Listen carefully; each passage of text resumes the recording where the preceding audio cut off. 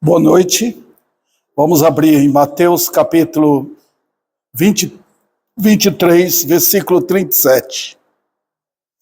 Jerusalém, Jerusalém, que matas os profetas e apedrejas os que te foram enviados. Quantas vezes quis eu reunir os teus filhos, como a galinha junta os seus pintainhos debaixo das asas, e vós não quisestes. Pai, traz tua palavra para nós aqui e para quantos o Senhor dirigir tua palavra através da internet. É nosso prazer edificar teus santos e ver corações quebrantados chegando a Cristo. Edifica a tua igreja, porque é o Senhor que faz isto, pelo teu Espírito, usando a instrumentalidade da tua palavra. Glória ao teu nome. E então, dá-me sabedoria e poder ao transmitir esta verdade. Em nome de Cristo. Amém. Eu vou pregar sobre a vontade de Deus, a boa vontade de Deus e a má vontade do homem. Pode sentar.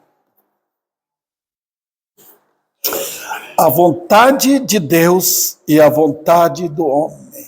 Tem sido uma briga nos teólogos por muitos anos, de que eles chegam a dizer que há uma caminhada junta dentro da vontade de Deus e a vontade do homem.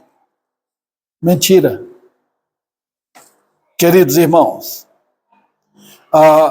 no parecer de muitos, parece que duas vontades se combinam e se entrelaçam, como se fossem Deus concordando com um e outro concordando com Deus. Muitos estão pensando que Deus está esperando a boa vontade dos homens para a salvação. E alguns dizem que é até responsabilidade do homem de se converter. Mas eu preciso mostrar para vocês, neste texto, combinando com toda a Bíblia, porque há uma harmonia incrível nas Escrituras. Nunca a Bíblia briga entre elas. Nunca. A Bíblia é um livro que você percebe que todo o problema que nós achamos que tem é nosso, não é da Bíblia. Ela é uma harmonia que existe. Tá? Com Deus não existe esta contrariedade. Eu preciso explicar a diferença entre a boa vontade de Deus e a má vontade do homem. Então, nesse texto aqui, vamos ver o contexto? Os irmãos podem dar uma olhada? Veja, irmãos, aqui nesse capítulo, Jesus está chamando a atenção de quem? Dos fariseus. Eles eram, eu diria para os irmãos, os fariseus, era a seita semelhante, diria assim, aos adventistas ou mesmo ao catolicismo. Foi a religião que sobrou.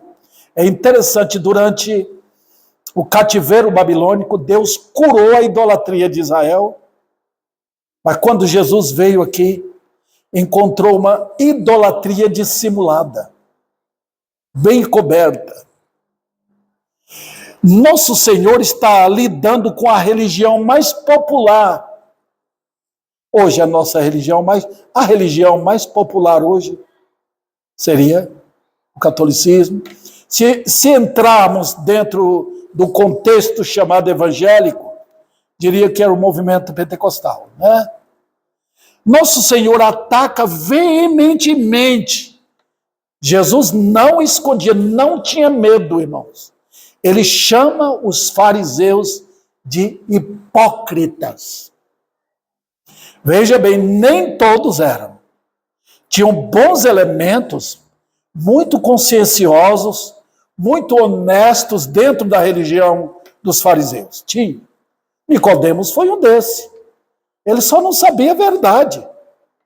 Paulo foi, antes da sua conversão, foi um fariseu. E ele fala lá em Filipenses que ele era íntegro na religião dele. Ele era irrepreensível, até que conheceu a Cristo. Né?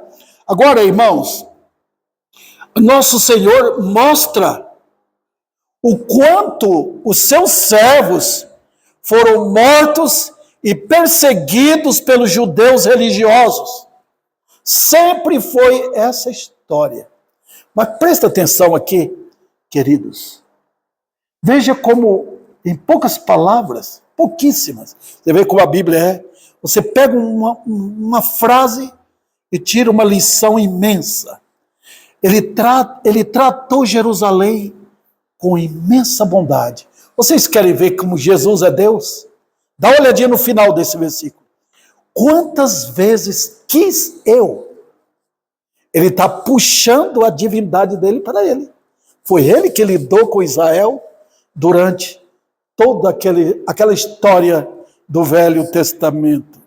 Quantas vezes quis eu? Os irmãos estão percebendo aí? A vontade dele, mas tu não quiseste a vontade do homem. Os irmãos perceberam aí? As duas vontades? A vontade de Deus, quantas vezes quis? A vontade do homem, tu não quiseste. Eu tenho aqui 3 pontinhos aqui para tratar sobre isso. Eu vou falar sobre a boa vontade de Deus para com Israel no Velho Testamento. Em segundo lugar, vou falar que todo problema não é com Deus, mas é com os homens. E em terceiro lugar, qual a esperança para o homem? Vamos lá. Em primeiro lugar, a comunicação de Deus com os homens sempre mostra o quanto ele é bondoso. Senhor, nunca quis o mal. Nunca. Nunca o Senhor quis o mal. Mesmo matando milhares e milhares de pessoas. Ele tem direito de matar. Porque o trabalho dele consiste de 3 coisas na face da terra: misericórdia, justiça e juízo. Se ele não fizer essas 3 coisas, ele não é Deus. Veja. Então, isso não significa ausência de bondade. Não. Pelo contrário. Eu vou mostrar para vocês aqui. Observe o segundo subponto aqui. As leis de Deus sempre provaram e provam o quanto Deus quer o bem dos homens. Quando você lê sobre a lei de Moisés, ela parece severa, austera, forte, dura e amaldiçoante. Não é verdade? Mas você está olhando a lei de Deus. Ao olhar a lei de Deus, veja quem é o autor dessa lei, o juiz. E a lei, na justiça de Deus, a lei exige punição para quem quebra. Se a minha nora falar para o filhinho dela, não pegue não põe a mão no bolo, e ele pô, ela vai ser severa com ele? Ele desobedeceu. Então, a lei que ela imprimiu ali na mente dele está dizendo que exige punição. Então, ela não é severa, é ele que é errado. Os irmãos perceberam? A lei não foi feita para melhorar o homem. Se a lei lá nos Estados Unidos ordena que um homem seja executado, pena de morte, ele é posto ali por anos esperando o dia fatal, a lei está exigindo que se cumpra. Não for dado aqueles anos para ele melhorar, para ele mudar de atitude, não, a lei não é para isso. A lei é para declarar, precisa punição. Então a lei não é má. Em Romanos capítulo 7, Paulo declara ali, a lei é santa, justa e boa. Está vendo? Então, quando você observa a lei de Deus, olha a bondade dele. Segundo lugar, as palavras de Deus aos homens sempre revelaram e revelam o quanto ele é um Deus compassivo e benigno em relação aos homens, todos. Olha, meus queridos, veja a maneira como Deus fala. De duas formas. A primeira, sem palavras. Salmo 19. Os céus proclamam a glória de Deus e o firmamento anuncia as obras de suas mãos. Sem palavras. Um dia está dizendo outro dia, está vendo? Está narrando os feitos de Deus. Olha a criação inteira, olha o sol, olha a lua, olha as estrelas, olha toda a criação. Ela toda está dizendo que Deus é bondoso, bondoso, bondoso. Em toda a criação, Deus tem colocado ali a prova do seu amor, da sua bondade para com toda a raça. Impressionante. É a impressionante mesa de Deus, onde o homem tem tudo.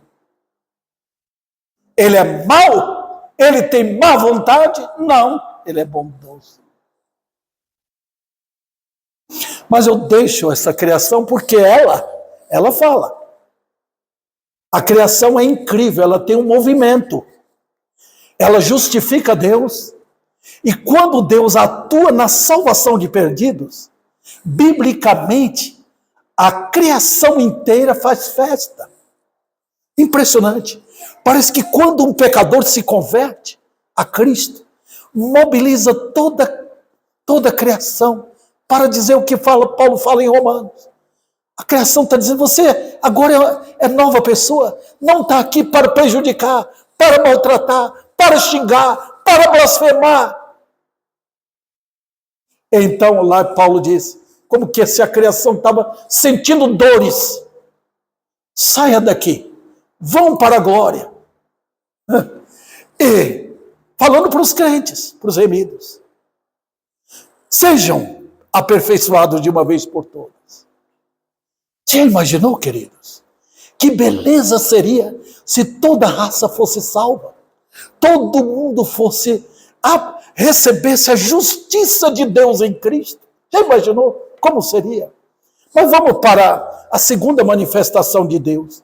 Ele fala em palavras? Fala, aqui está o livro dele. Deus é o Deus das Escrituras. E as Escrituras pertencem a Ele. Deus documenta o que Ele fala, o que Ele faz. Se você não pode ler, então você não é bem-aventurado, porque a Bíblia diz lá em Apocalipse, bem-aventurados os que leem e os que ouvem. Aqui, ó, as maravilhas de Deus. Quem vai dizer que Deus é errado? Quando Davi pecou com Batseba, foi dali que surgiu o Salmo 51. Olha como a graça de Deus opera. Um homem tomou uma queda daquela, matou o marido. Mas surgiu o Salmo 51. E o que é que Davi diz quando ele chega chorando? Ele está arrasado pelo que ele fez. Ele diz para Deus, Deus, usa de compaixão para comigo, para que tu sejas justificado. E tu és Deus, tu não tens culpa. Eu sou o culpado, é isso que ele está querendo dizer.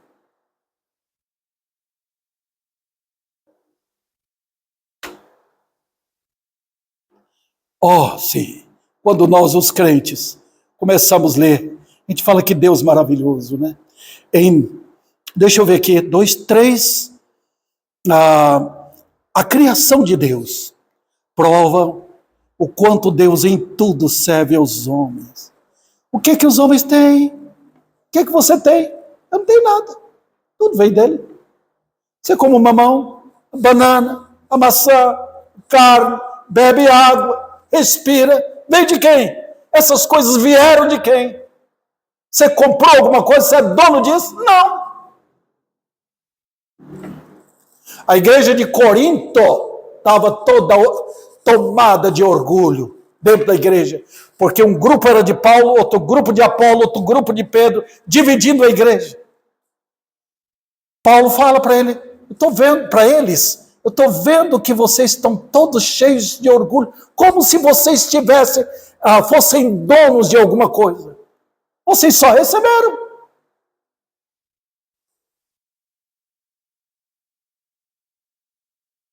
Outro detalhe, a salvação de Deus prova aos homens que Ele é um Deus de boa vontade.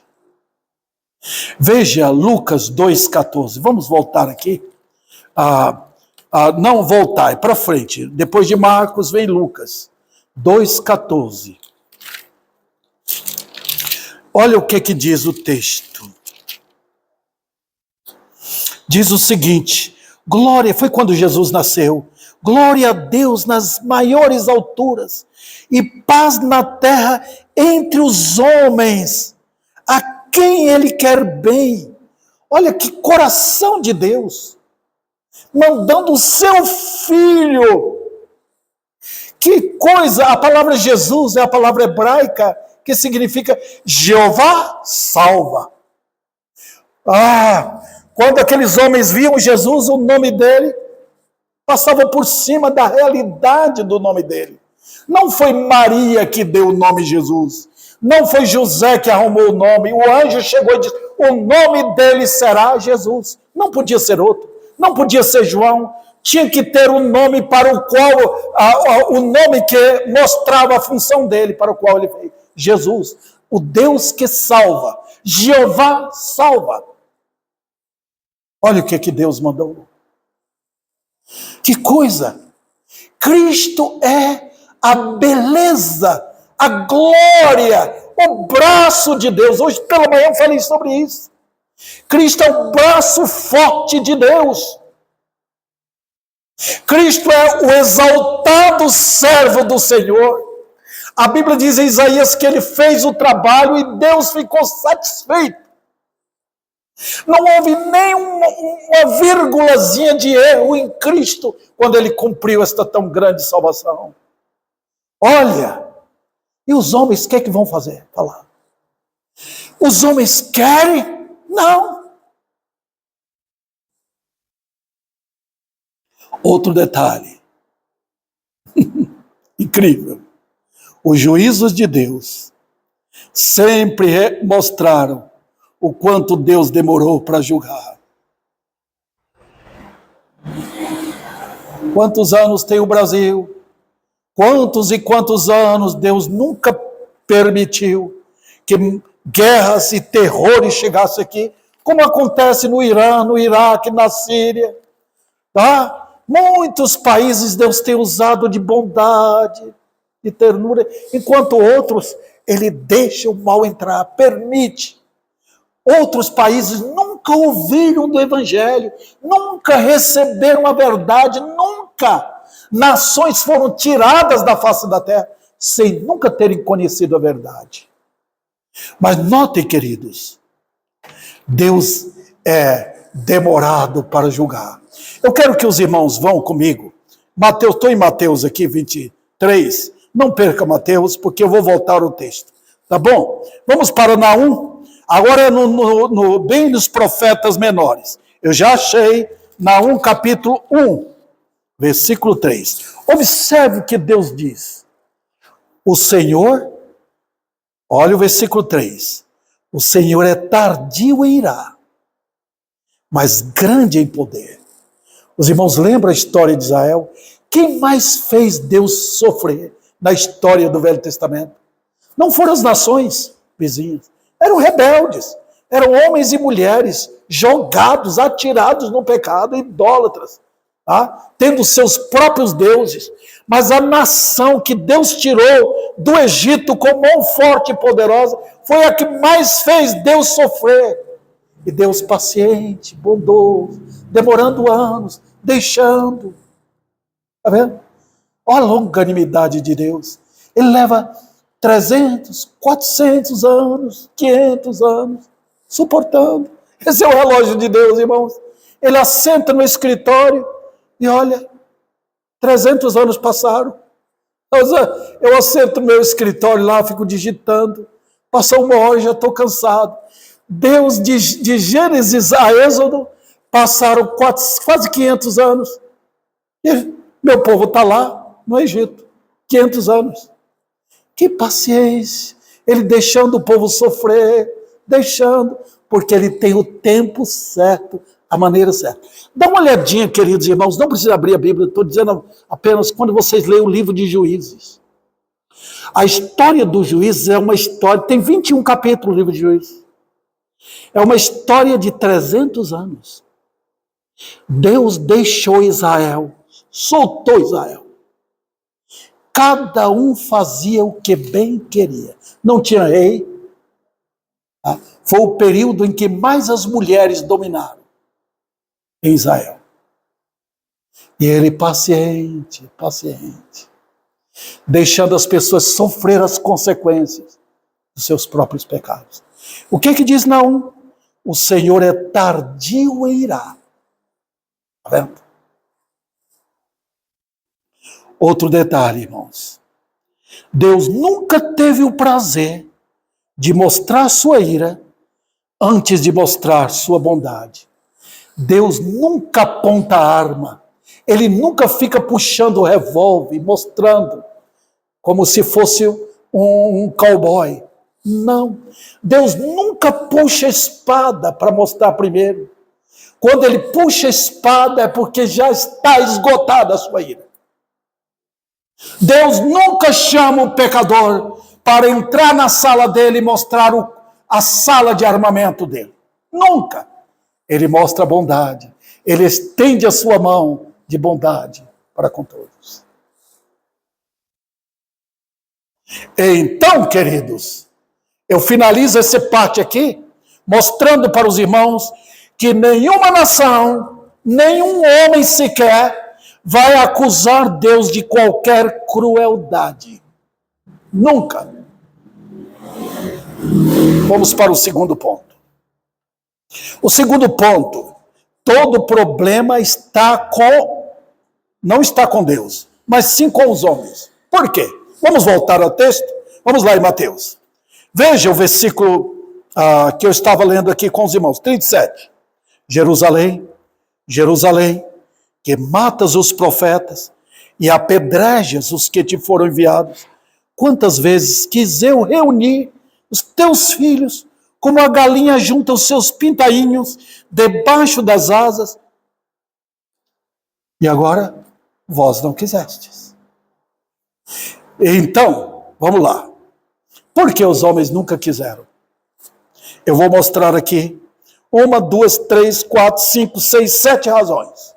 A primeira, eles nunca quiseram porque sempre tiveram a disposição para fugir de Deus. Até os eleitos. Bom, uma jovem contou, eu não sei, para um pastor, se não me engano, como foi a decisão. Ela disse, quando eu converti, eu fiz a minha decisão antes de eu converter, e a decisão de Deus. Qual foi a sua decisão? Fugir de Deus. Qual foi a decisão de Deus? Ir atrás de mim. Impressionante. Foi sempre assim.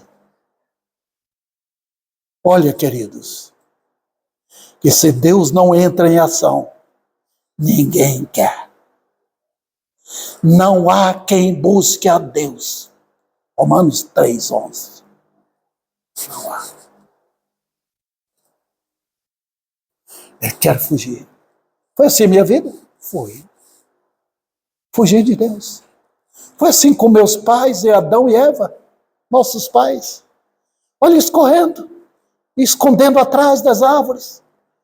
Adão, Adão, onde estás? Fugindo de Deus. Esse é o efeito número 1 do pecado. Outro detalhe, eles nunca quiseram, porque sempre se ajuntaram para declarar guerra contra Deus. Qual foi o passo de Caim? Qual foi? Vou fazer cidades, vou construir cidades, vou mostrar para esse Deus. Olha a moção desse homem, olha como Satanás impulsionou para mostrar que ele era independente de Deus. Vamos construir cidades. É sempre assim o homem. Ele se esconde atrás de uma cidade construída.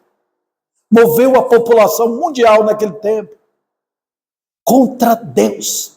Um líder só, dirigido pelo diabo, movendo o mundo. Queridos, esse é o mundo, esse é o Brasil. Olha o Salmo 2.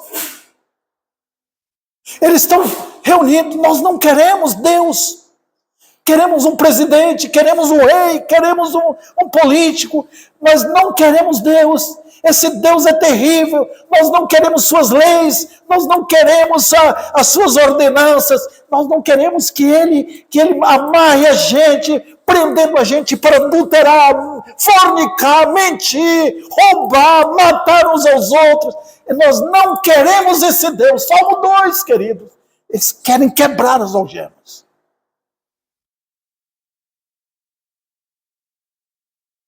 Guerra contra Deus. Foi assim no dilúvio? Foi. Foi assim com a Torre de Babel, correndo de Deus. Vamos ajuntar todo mundo, construir uma torre. Deus multiplica, saia, espalhe, vamos ajuntar.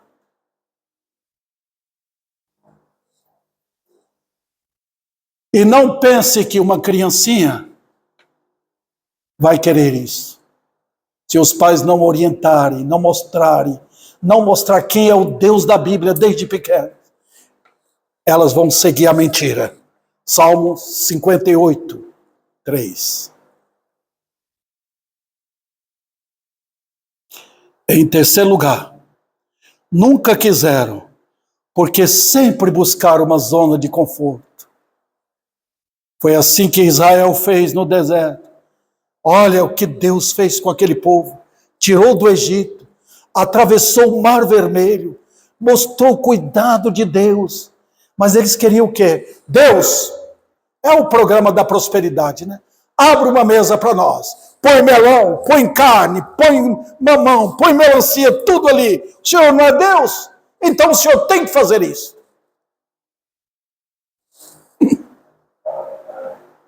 Sempre buscando uma vida confortável e querendo Deus, para Deus fazer isso.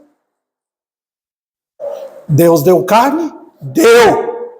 Mas eles sofreram as consequências terríveis daquilo que pediram.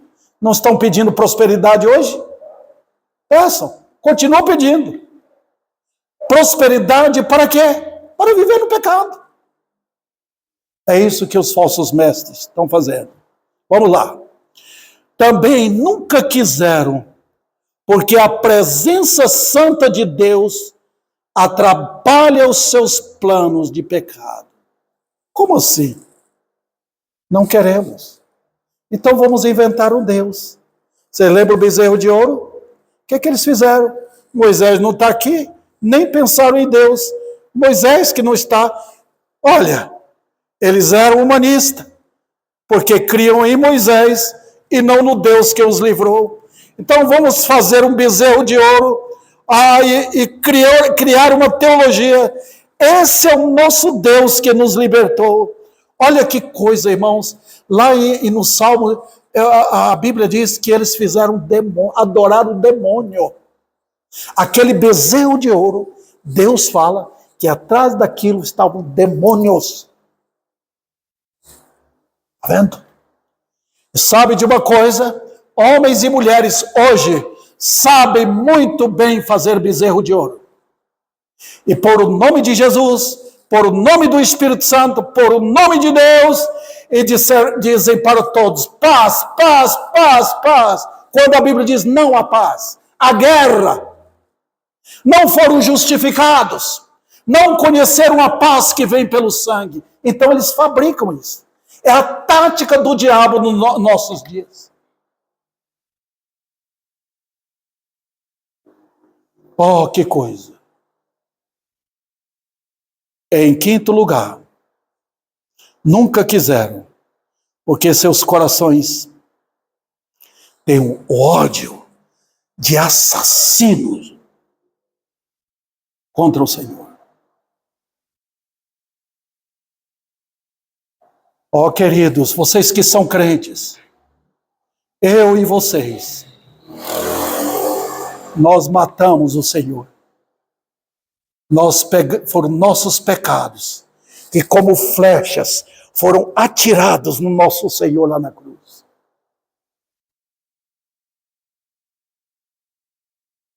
Eu conheci um jovem, ele falou da conversão dele e disse: pastor, eu odiava Deus. Enquanto o homem não se converte, ele pode estar vivendo uma vida melhor que puder, tendo de tudo, ser até religioso. Mas se ele não se humilhou perante o Rei da Glória, ele está declarando, pelo viver dele, o quanto odeia Cristo. O quanto odeia. Não tem outro jeito. Ou cai perante o Rei da Glória, ou se submete ao Filho, ou você está perdido. Não tem outro jeito.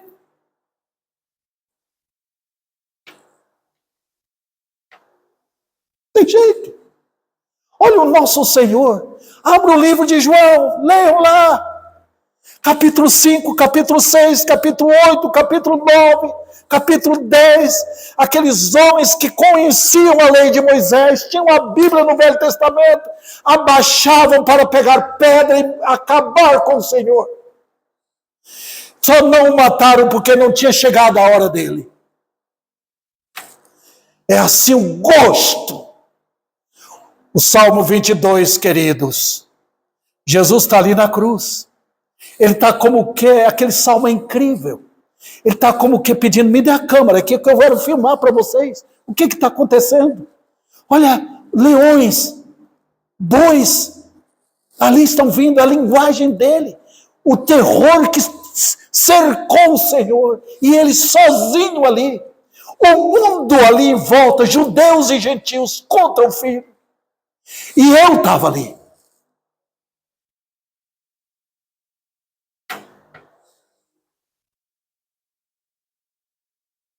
Em sexto lugar, nunca quiseram, mesmo diante de manifestações de juízos. Ah, é verdade? É. Eu vou levar os irmãos, e eu faço questão que vocês abram suas Bíblias para o livro de Amós. Agora voltando aqui ao Velho Testamento, bem nos profetas menores, vão até o livro de Amós. É difícil achar, mas os irmãos vão achar facilmente. Amós, cheguei lá perto, Miqueias, Amós, perto de Jonas, ali. Veja o capítulo 5, deixa eu ver aqui, 4, versículo 7 em diante. Eu espero que vocês tenham achado. Olha o que Deus fala para Israel.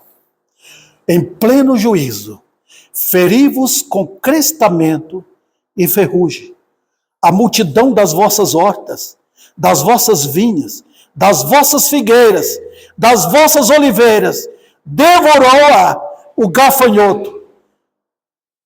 Contudo, não vos convertestes a mim. Tem grupos aí falando, se não vem pelo amor, vem pela dor. Mentira. Está vendo a dor aqui? Não vos convertestes a mim. Vamos para o próximo versículo. Versículo 10. Enviei a peste contra vós outros, a maneira do Egito. Os vossos jovens matei-os à espada. Os vossos cavalos deixei-os levar preso. E o mau cheiro dos vossos arraiais fiz subir aos vossos narizes. Contudo, não vos convertestes a mim. Versículo 11. Subverti alguns dentre vós, como Deus subverteu Sodoma e Gomorra. E vós fostes como um tição arrebatado da fogueira.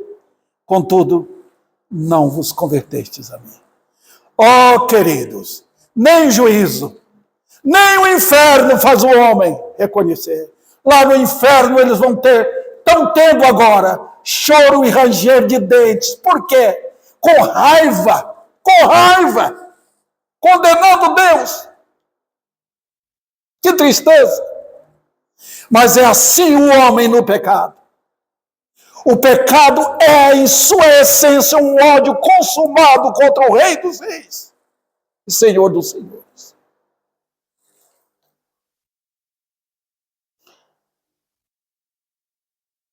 Nunca vão querer, mesmo em face da morte. Nunca. Muitos chegam perto da morte, abrem os olhos, ficam aterrorizados. Eu conheci isso, pessoas assim. Na hora da morte, o terror aproxima, mas Deus endureceu o coração. O mesmo Deus que salva é o Deus que endurece o coração para nunca se converter.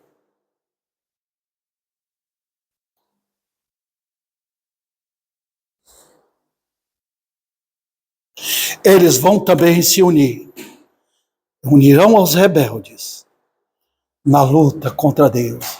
Olha eles lá no bar, por que vão para lá? Estão juntos, pagando pinga um para o outro, para curtir a vida e para dizer desaforo a Deus. Um pregador chegou perto de um bar, subiu num tambor de pinga e disse: vocês serão destruídos. E eles zombando. Quando Ezequias, o rei de Israel, chamou o povo do norte que tinha afastado de Deus, eles zombavam: voltem para o Deus de Israel. Eles zombavam, mofavam. O homem no pecado, ele ganha força. Olha quantos santos de Deus foram mortos, assassinados, quando grupos ganharam força. Então, jamais poderão dizer que quiseram. Mas Deus não quis. Nunca. Vamos para o último ponto. Qual a esperança para o homem? Vamos voltar para Mateus. Não há esperança para ele. Por quê? Deus não espera. Olha, Deus não espera nada do homem. Nada. Se ele salvar, vai salvar. Se ele não salvar, não vai salvar. Ele é Deus sem você. Se ele não salvar ninguém, ele é Deus. Ele não precisa. Deus é glorioso nele mesmo. Deus é feliz na divindade. Deus é riquíssimo nele mesmo. Você não tira nada de Deus, nada. E você não acrescenta mais nada para ele. O seu louvor não vai deixar Deus mais Deus. Nós devemos esperar que o homem deseje a Deus é mesmo que esperar que um defunto se levante. Então, queridos, veja, não há qualquer esperança que algo há de mudar, porque agora mesmo tudo está dizendo que não vai querer saber de Deus. Não vai. Eu não estou esperando que pecadores vão querer aceitar Jesus. Eu estou orando. Eu tenho posto, com muito pesar, meus joelhos no chão, para dizer: Deus, tem misericórdia. Porque se o Senhor afastar, todos eles vão perecer. Nosso país está cercado de miséria, de uma doutrina falsa, de falsos profetas que estão jogando uma paz que não existe nos corações. É isso que está acontecendo, queridos. O que eu tenho que fazer? Vou pregar e chegar perante meu Senhor. Moisés fez isso. Senhor, esse povo fez um bezerro de ouro, te ofenderam, o Senhor vai abandonar a gente. E Deus impassível, pode levar, esse é o teu povo, não é meu, pode ir com eles, eu não vou. E Moisés fez o quê? Senhor, se tu não fores conosco, que será de nós? O que será desse meu país, de Ribeirão Preto? Se o Senhor não voltar em sua compaixão, se Ele não descer da glória dEle agora e derramar bênçãos do arrependimento, o que será?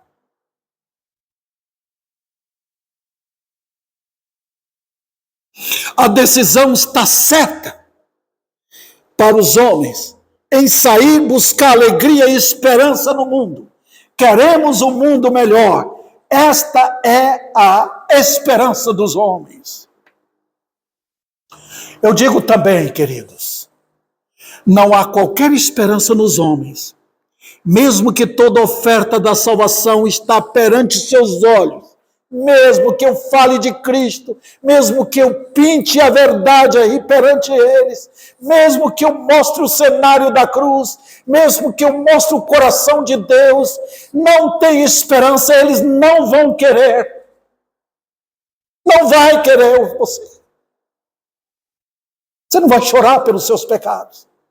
Você quer um Cristo diferente. Você quer tê-lo na mão aqui, mas tem a faca aqui atrás, escondida. Não há qualquer esperança fora de Deus. Só na sua misericórdia.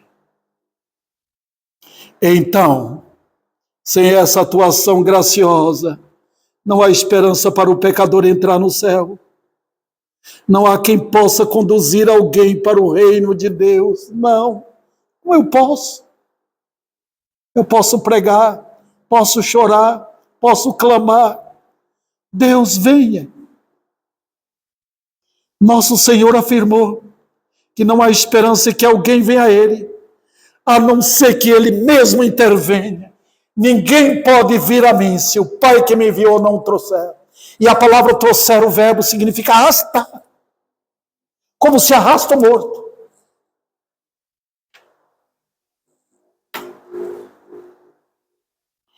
Então, deixa eu aplicar. Meu amigo, neste momento, todo o seu ser está unido lá dentro. Todas as suas entranhas, todos os seus pensamentos, todas as suas emoções, todos os seus afetos, todos os seus desejos estão juntos, deram as mãos para dizer: não, não queremos. O silêncio pode ser por fora, mas há grito lá dentro. Não é verdade que você quer ouvir sobre outra coisa? Sobre futebol, sobre dinheiro, sobre sexo, sobre outros detalhes do mundo, sobre trabalho, até sobre religião. Você vai dizer que gosta. Você vai querer falar sobre um Deus, mas sobre o Rei da Glória? Olha o livro de Eclesiastes. Aquele livro foi escrito para mostrar o que o homem pensa de Deus. O que ele pensa? Ele fala de Deus. Todo mundo fala. Mas a Bíblia fala do Senhor. Então, o homem gosta de falar sobre Deus, gosta. Mas falar daquele que se revelou, do glorioso pastor das ovelhas, daquele que é chamado Eu Sou, ninguém gosta. Não havia qualquer esperança em Saulo de Tarso, se não fosse a intervenção do próprio Senhor. Ele foi armado da cabeça aos pés para atingir o Rei da Glória. É assim que o homem é. E agora mesmo, você vai dizer o que Jesus falou aqui. Quantas vezes quis eu, mas vós não quiseste. Vai chegar a hora de você ir para o inferno? E ele vai falar: quantas vezes quis eu, e vós não quiseste. Mas aí entra aquele momento, quando o pecador diz: Senhor, eu quero. Impressionante. Eu não queria, mas agora eu quero. Não foi que Paulo fez, depois da queda lá no chão? Senhor, quem és tu? Olha como o Espírito de Deus fez. É impressionante o trabalho de Deus lá dentro do homem.